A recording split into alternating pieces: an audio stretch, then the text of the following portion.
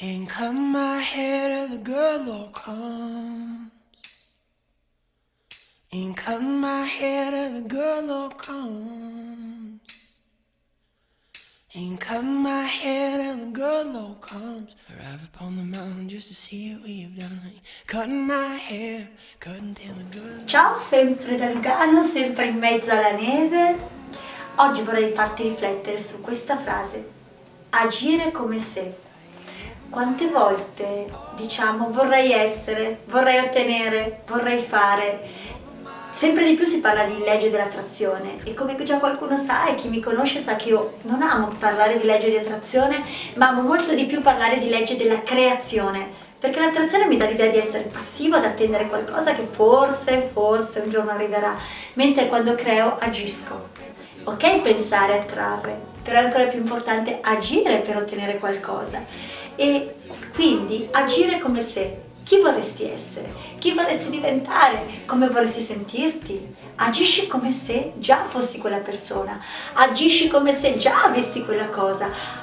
Vi faccio un esempio. Vuoi essere un bravo padre di famiglia? Agisci già come se tu fossi un buon padre di famiglia. Vuoi diventare un avvocato famoso, affermato? Come ragiona? Come pensa? Come agirebbe un avvocato? Anche se non sei ancora quella persona, agisci come se. Sintonizzati nel wireless mentale di quella persona, cerca di comprendere, capire come agirebbe, come si comporterebbe, come penserebbe e agisci di conseguenza.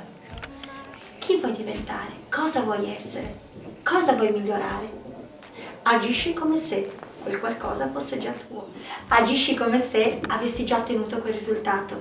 Agisci come se quell'abito mentale, quell'abito fisico fosse già all'interno di te, perché così nella tua mente proietti l'idea che è già così. E come recito spesso io, perché è una frase che amo tantissimo, agisci come se, perché così è ed è già così.